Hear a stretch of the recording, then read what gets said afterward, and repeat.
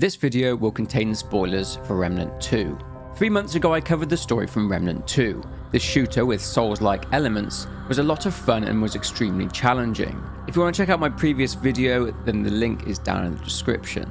In Remnant 2 you play as someone called the Traveller. In the main game's campaign, the Traveller ends up at Ward 13, a settlement with survivors who were essentially the leftovers of an apocalyptic event caused by an evil entity and race known as the Root. Previously, they were living in an old government research bunker, but have now deemed it safe enough to move outside and to live on the surface. Anyway, the Traveller sees a young woman named Clementine get sucked into a giant red stone called the World Stone. The Traveller then places their hands on the stone, and they too get sucked into the stone. The Traveller ends up in one of 3 different biomes, different dimensions. Although there is an overall narrative to Remnant 2, each world has its own self-contained storylines within it. The 3 dimensions in question are the former lush green forest turned root-infested nightmare Yeisha, the massive city-like alien ship Narud, which was trying to find signs of life in the universe but instead discovered a supermassive black hole which destroyed their ship and killed the ship's citizens, and the third was Losom, and Losom is where we'll be venturing in this video. In my Remnant 2 Explain video I looked at Losom, its lore and how it came to be. We did actually end up learning a little bit more through this DLC though, so we'll look at that as well. Losom is the result of 2 worlds merging together. As previously explained, this wasn't a union that created peace, it was instead a forced merging that created chaos. Before this happened, there was the world of the Fae and the world of the Dran. There were 2 side storylines in Losom. Due to the RNG nature of the games, you either had the story set in the world of the Dran, based around the Asylum, or the story set in the world of the Fae, based around the Imposter King. The story this DLC centered around was concerning the one in the world of the Fae, specifically concerning the King. Before the Imposter King stole the throne, the world of the Fae was ruled by the one true King, but he wasn't just their king, he was their guardian. The one true King brought order to chaos, and he came about way before the creation of the Fae. It's not even known how old the King actually is. In the King's castle, his journal shows that the Fae are very volatile. He surmises that they themselves are not fit to rule, and the reason was that by their very nature, they are built to do one thing: destroy. He states that his duty is to protect the world from the Fae. They were birthed out of a storm. The lightning turned trees to ash and would level rocks. After this storm, out of the ashes, the Fae were born. But that destructive nature was there to see right from the start. They would hunt, not out of need, but for sport. Nonetheless, the King would raise them, teach them to stand upright, to speak, and to dream. He introduced the Fae to discipline and reward, and the King ruled with an iron fist and imposed a strict set of rules upon the Fae. But you can't shackle that which just wants to cause maximum chaos. There was prosperity in the kingdom of the Fae, but only for some. The Fae who offered praise and fealty to the one true King would prosper the most. Eventually, a plot was hatched to get rid of the one true King. An imposter tricked the Fae Council into thinking that the one true King needed to be deposed in order for the Fae to be free and for them to be able to live their own lives. 2 out of the 3 council members were not swayed, but one was, and that was all that was needed. You see, the Fae had 2 goddesses. One was an entity known as the Nightweaver, who was the goddess of sleep, who would go on to torment the Dran, but that's not a storyline for this video. The other goddess was the Nightweaver's sister, a seer called Nimue. She was the counselor to the one true King, and she too was swayed by the imposter into deposing the King, the imposter being the King's closest confidant. Nimue crafted a knife that was used to depose the one true King, but as she claims, she was deceived by the Imposter King. And depending on who you spoke to, that was either Phelan or Faerin. The Imposter King was actually 2 Fae. It's complicated, but watch my other video to know more. The reason for crafting such a knife was due to the fact that, due to the laws of magic, mortal weapons could not harm the King. A lot of the scheming and plotting was carried out by the King's royal scribe Leywise. Leywise was the Fae who transcribed the thoughts of the King onto the page. So the King was deposed, but he wasn't killed. He was instead put into a deep sleep that he could not awaken from by the use of the knife crafted by Nimue. And the assassin that carried out the deed was one of the members of the Fae Council. The Imposter King then took the throne, and this led to the forced merging of the 2 worlds.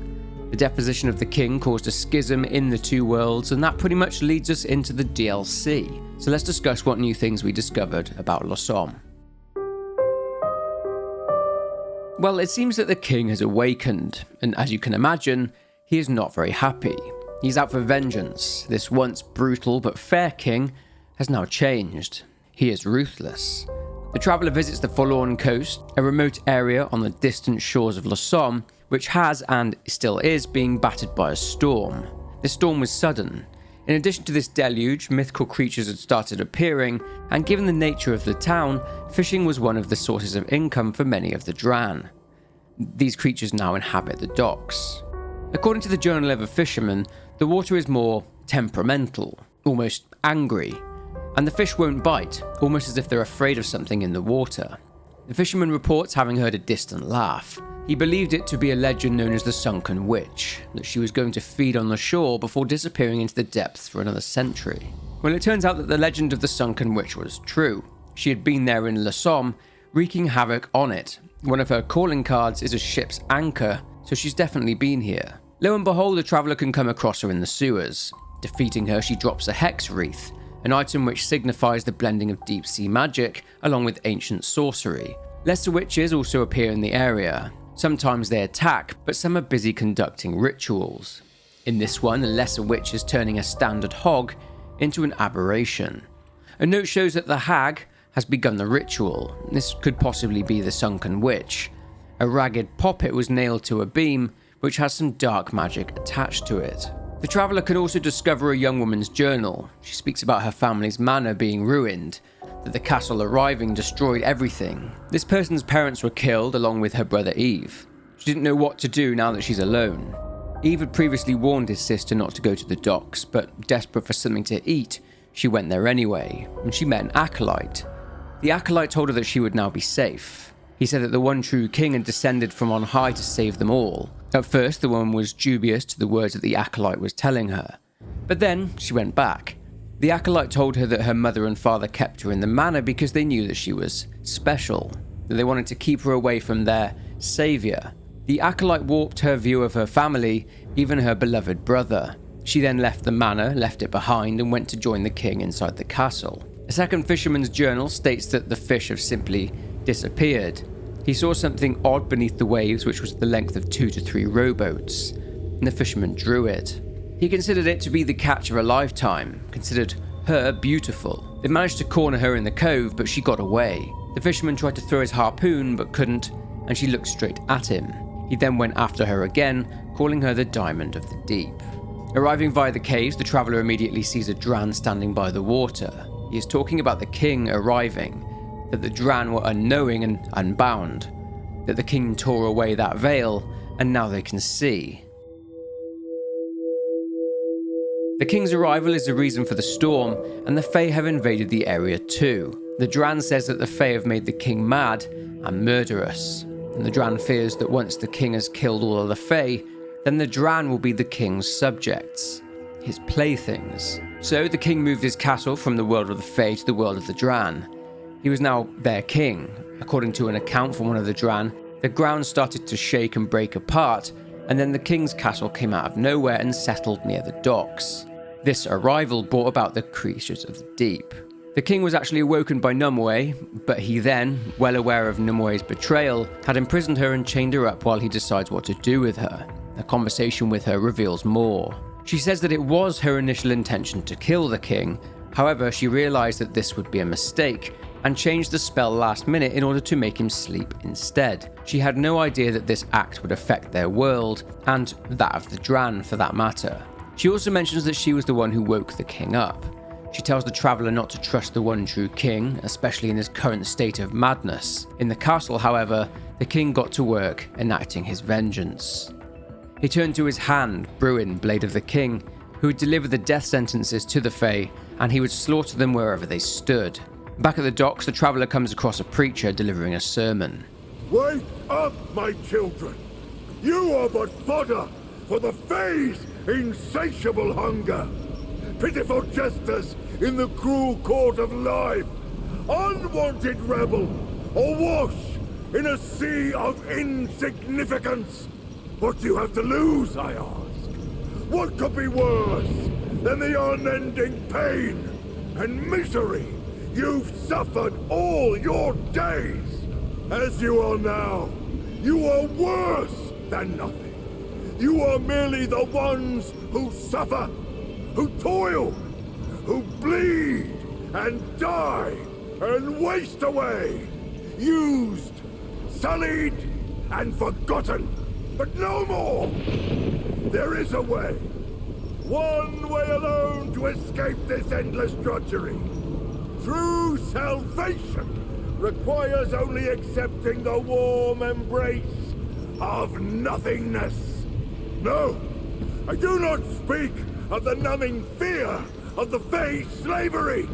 Never again! No, I do not speak of this searing stab of consciousness picking at our brains like a scavenger to carrion. It is too much to bear. My children, the one true king has arrived from on high to show us the way to sweet release, to the beautiful, blissful void that awaits those brave enough to accept it. We are unworthy of the exalted nothingness he offers our putrid selves. But in all of his magnanimousness, he holds out his hand, so we may strive for worthiness. Do you have the courage to follow him, my fellow trad? To lay aside the misery of existence in favor of everlasting solitude?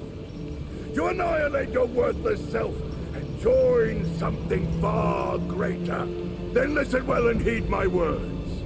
The one true king will show us the way to the solace we so desire. Deny him, and all you will ever be is a less than nothing stain on the bottom of the Fae's merciless boot. Join me, my fellow trad. Join me. Glory to the one true king! Now, if the traveller is not wearing the zealot attire, then the preacher will cry out, calling the traveller a heretic. He will then transform into a dire fiend, and the surrounding Dran zealots will attack the traveller. Whatever happens, the traveller can venture into the sewers. He finds more dire fiends down there, along with various other creatures. He comes across someone interesting. It's a Fae, disguised and dressed up as a Dran. He is looking for something. This person is actually Leywise, the now former scribe of the One True King. The item that Leywise was looking for was his memoir, a book. Inside said book, a medallion, a key which opens up his quarters inside the castle. It seems that old Leywise isn't silly enough to write down all of his secrets in a book which someone could easily read. His secrets and agendas are written and kept within the chambers. After finding his memoir lying on the ground near to the sewers, the traveller can choose to give the medallion back to Leywise. But that's no fun. Keeping it, the traveller can go up to the castle and into Leywise's chambers. There, the traveller finds some scandalous stuff. He discovers that Leywise was indeed the one who connived and plotted. His initial plan was to divide the Fae Council, to have them at each other's throats. They would then fall out of favour with the king, and he would rise up as Councillor Leywise in their place. But Numway got involved and, in Leywise's words, had doomed them all. Like the king, she is not a Fae. She is a goddess. As we know, the king was then put to sleep. Leywise had never imagined that his scheming could have gone this far, maybe even too far. But nonetheless, the deed was done, and Leywise had managed to orchestrate things so as to give him plausible deniability. You see, Leywise was handpicked by the king to do this job, and although outwardly he said it was an honour, he didn't enjoy it. He was initially serving in the royal library in the castle. He had access to books and tomes, stories about the Fae that the king dared not share with the rest of the Fae, and Leywise became the king's scribe. The king wanted to keep him close. The deposition of the king was a chance for Leywise to break free of the shackles that held him there as the king's scribe, as he was previously never to leave the king's side. Leywise, however, is certain that the king will forgive him and the rest of the Fae. The king was then awoken. Leywise then heard the death cries of the Fae on the other side of the doors to his chambers. It was then that he decided to flee, knowing the king would also be coming for him. Leywise fled to the docks in the hope of using a boat to escape, but due to the storm and the raging seas, he can't escape yet. so he escaped to the sewers, where he would wait for the storm to subside. He indeed confirms that he is in hiding from the king and desperate to leave Losom. He even asks the traveller to take him with them, back to their world. He describes this realm as the king's blood-soaked realm, and tells the traveller to stay away from the king's death-shrouded castle. He claims that his knowledge of who killed the king has left him in a very precarious position. It's why he's in hiding. He goes on to confirm that what the Dran said by the sea is true, that the king is now seeking vengeance against the Fae. There's no trial, only death. That the king has now taken a liking to the docile, obedient, and loyal nature of the Dran, which of course is everything that the Fae are not. The king is now paranoid. He's become the Mad King.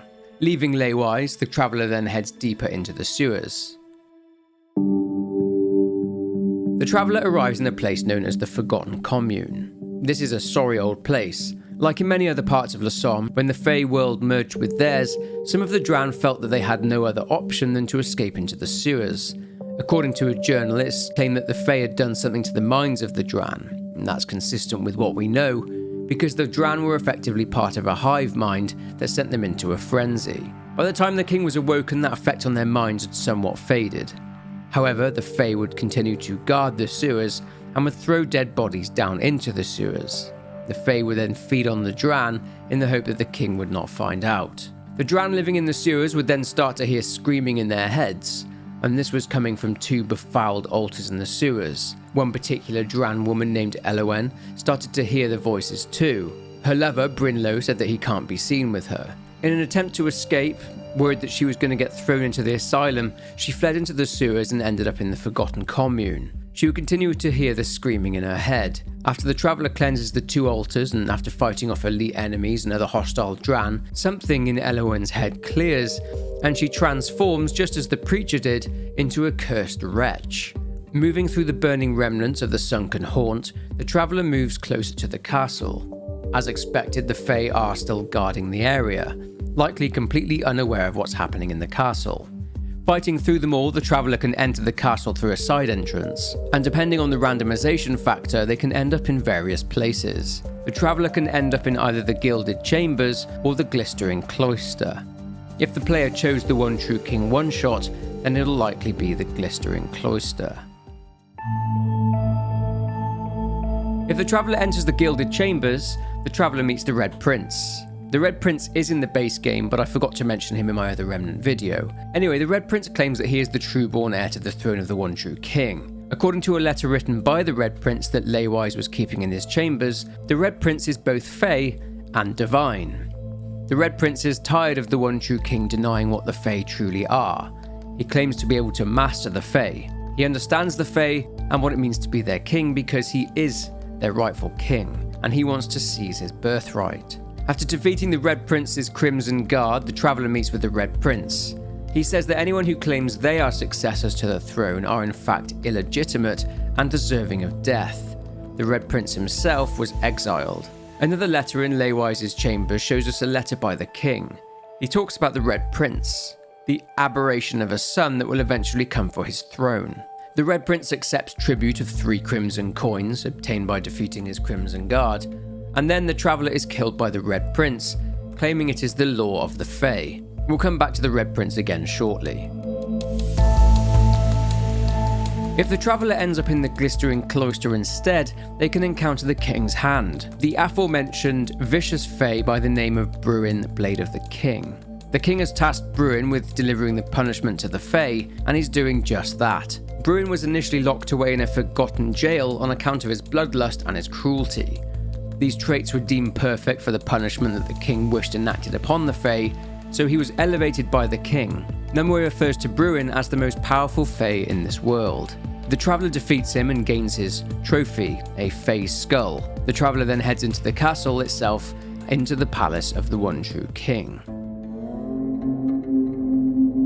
Inside the palace of the One True King, the traveller can end up in the pathway of the Fallen. The One True King had a consort, whom he loved very much. She was considered to be the most beautiful and powerful of all the Fae. Her and the One True King had a son, the Red Prince, who was the true-born heir to the throne. At some point though, due to her mortal nature, the king's consort, his queen, would pass away. Her body was laid to rest in the pathway of the fallen. A garden maze was created in her memory, with a mausoleum in the middle. The consort knights would guard the mausoleum, and they would keep the key to the mausoleum on them, a medallion. The traveller obtains one of these keys after defeating one of the consort's knights, Wraith Liege, and inside the consort's tomb an amulet, the Gift of Melancholy. It was an unexpected revelation that the one true king could even register grief as an emotion, one that could be exploited by the schemers amongst the Fae. Reaching the council chambers, it's a mess. As mentioned, the king, or rather Bruin, had been on the rampage and had been slaughtering the Fae. He had also slayed the Fae council members as well.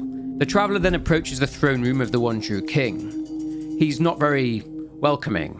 It appears that he's gone completely mad. Amongst the threats of a swift death from the king towards the traveller, it's gleaned that the king does indeed want to end the Fae's existence, and to adopt the Dran as his new subjects. The king also tells the traveller that Leywise's punishment will reach him soon. The king wants the traveller to kill Numaway, or he'll kill the traveller. He lends his power to the traveller so that he is now able to kill a goddess. A choice now follows. Alright, so there are actually 3 endings to this DLC. 2 main ones and a secret one, if you like. The first is that the traveller can just refuse to kill Numaway, and the one true king whisks them both off to an arena in the palace, and they fight. The king calls upon Dran to aid him in his fight, and occasionally a Fae will climb on the king's back, attacking him. His club also has Fae chained to it. Upon defeating the king, Numaway shows her thanks by gifting the traveller an amulet called the Gift of the Unbound. A chat with Leywise reveals that with the threat of the king removed, he will return to the castle. The second ending is to go and speak to Numaway and deliver the king's vengeance.